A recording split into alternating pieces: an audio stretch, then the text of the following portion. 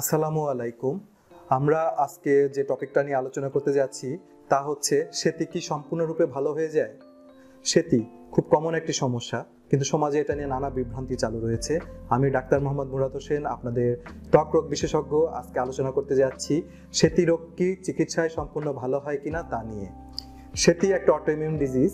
তো এটা আপনার হচ্ছে যে যদি আপনার শরীরের রোগ প্রতিরোধ যে ক্ষমতা সেলগুলো আছে এগুলো যদি আপনার এই শরীরের রং উৎপাদনকারী যে সেল মেলানোসাইটকে ধ্বংস করে, তাহলে মেলানাইন উৎপাদন বন্ধ হয়ে যায়, শরীরের একটা নির্দিষ্ট জায়গা সাদা হয়ে যায়।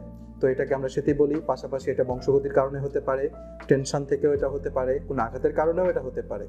তো বর্তমানে আমরা সেতির জন্য নানা রকমের চিকিৎসা দিয়ে থাকি।